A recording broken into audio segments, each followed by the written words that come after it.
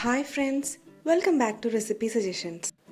വെറും രണ്ടേ ഇൻഗ്രീഡിയൻസ് കൊണ്ട് ചെയ്യാവുന്ന ഒരു റെസിപ്പി ആയിട്ടാണ് ഇന്ന് ഞാൻ വന്നിരിക്കുന്നത്. ഇതൊരു സ്വീറ്റ് ഡിഷാണ്. ഇതുണ്ടാക്കാൻ നമുക്കാകെ മിൽക്ക് മെയ്ഡും തൈരും മാത്രം മതി. അപ്പോൾ ഇതെങ്ങനെ ഉണ്ടാക്കുന്നതെന്ന് നോക്കാം. ഇതിനായി ഞാനൊരു ബൗളിലേക്ക് 1/2 കപ്പ് തൈര് ചേർത്ത് കൊടുക്കുന്നുണ്ട്. ഇത് സെറ്റ് കേർഡാണ്. അതിന് പകരം നിങ്ങൾക്ക് പ്ലെയിൻ യോഗേർട്ടും ചേർത്ത് കൊടുക്കാം. ഇത് രണ്ടും ഇപ്പോൾ കടകളിൽ അവൈലബിൾ ആണ്. ഇനി ഇത് രണ്ടും ഇല്ലെങ്കിലും അധികം പുളിയില്ലാത്ത തൈരെടുത്ത് അതിലെ വെള്ളം കളഞ്ഞിട്ട് യൂസ് ചെയ്താലും മതി. ഇനി മിൽക്ക് മെയ്ഡ് ചേർത്ത് കൊടുക്കാം. ഇതും സെയിം അളവിൽ തന്നെ എടുക്കുക. അതായത് 1/2 കപ്പാണ് ഞാനിപ്പോൾ എടുത്തേക്കുന്നത്. ഇത് കപ്പിൽ തന്നെ അളന്നെടുക്കണം എന്നൊന്നുമില്ല. നിങ്ങളുടെ കയ്യിലുള്ള ഏതെങ്കിലും ഒരു ഗ്ലാസ്സിൽ എടുത്താലും മതിയാവും.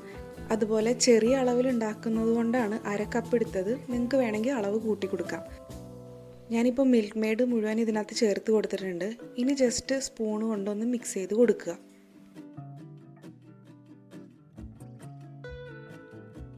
ഇനി ഒരു വിസ്ക് വെച്ച് ഇത് നല്ലപോലെ ബീറ്റ് ചെയ്ത് കൊടുക്കുക.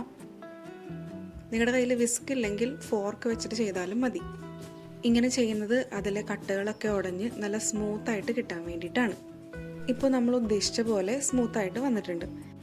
ഇനി ഇതൊരു പാത്രത്തിലേക്ക് ഒഴിച്ചു കൊടുക്കാം. ഞാനിപ്പോൾ ഒരു കേക്ക് ടിന്നാണ് യൂസ് ചെയ്തിരിക്കുന്നത്. സ്റ്റീലിൻ്റെ ഏതെങ്കിലും കുഴിയുള്ള പാത്രം ആയാലും കുഴപ്പമില്ല. അപ്പോൾ നേരത്തെ പറഞ്ഞതുപോലെ ചെറിയൊരളവിലാണ് ഞാൻ ഉണ്ടാക്കിയിരിക്കുന്നത്. നിങ്ങൾ യൂസ് ചെയ്യുന്ന പാത്രത്തിൻ്റെ വലിപ്പം അനുസരിച്ച് നിങ്ങൾക്ക് ഇതിൻ്റെ അളവ് കൂട്ടിയോ കുറച്ചോ എടുക്കാവുന്നതേ ഉള്ളൂ. ഇപ്പോൾ ഇത് മുഴുവൻ ഞാൻ കേക്ക് ടിന്നിലേക്ക് ആഡ് ചെയ്ത് കൊടുത്തു. ഇനി ജസ്റ്റ് ഒന്ന് ടാപ്പ് ചെയ്തതിന് ശേഷം നമുക്കിത് കുക്ക് ചെയ്യാം.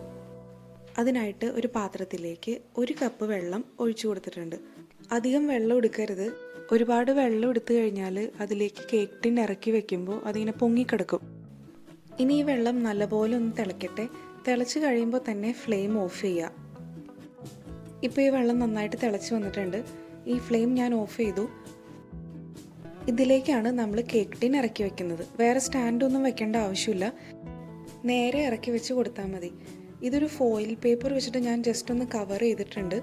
നിങ്ങളുടെ കയ്യിൽ ഫോയിൽ പേപ്പർ ഇല്ലെങ്കിൽ ഒരു സ്റ്റീൽ പാത്രം വെച്ചിട്ട് അടച്ചാലും മതി. ഇനി ഇതൊന്ന് അടച്ചു വെക്കുക. ഇതൊരു 10 മിനിറ്റോളം ഇങ്ങനെ വെക്കണം.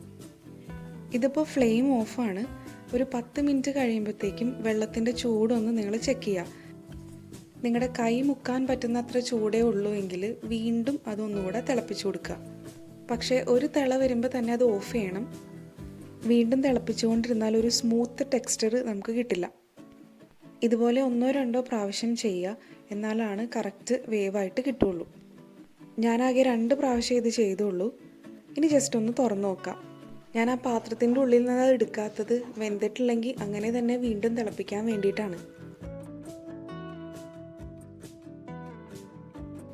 തുറന്നു കഴിഞ്ഞതിന് ശേഷം ഒരു നൈഫോ അല്ലെങ്കിൽ ഒരു സ്പൂണോ വെച്ചിട്ടും ജസ്റ്റ് ഒന്ന് തൊട്ട് നോക്കുക. കണ്ടോ, ഇപ്പോൾ ഇത് സെറ്റായിട്ട് വന്നിട്ടുണ്ട്. ഇനി നമുക്കിത് പാത്രത്തിൽ നിന്ന് എടുക്കാം.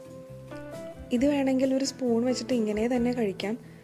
അല്ലെങ്കിൽ ഒരു നൈഫ് വെച്ചിട്ട് നിങ്ങൾക്ക് കട്ട് ചെയ്തിട്ട് പീസസ് ആയിട്ട് വേണമെങ്കിലും ഇത് സെർവ് ചെയ്യാം. ഇതിങ്ങനെ കട്ട് ചെയ്തിട്ട് എടുക്കുന്നത് ഇച്ചിരി ബുദ്ധിമുട്ടുള്ള കാര്യമാണ്. എന്നാലും ഒത്തിരി ശ്രമിച്ചു കഴിഞ്ഞാൽ നമുക്കിത് എടുക്കാവുന്നതേ ഉള്ളൂ. ഞാനിപ്പോൾ ഒരു ചെറിയ പീസ് പ്ലേറ്റിലേക്ക് മാറ്റിയിട്ടുണ്ട്. ഇനി ഒരു ലുക്കിന് വേണ്ടി കുറച്ച് കൊക്കോ പൗഡർ ആഡ് ചെയ്യാണ്.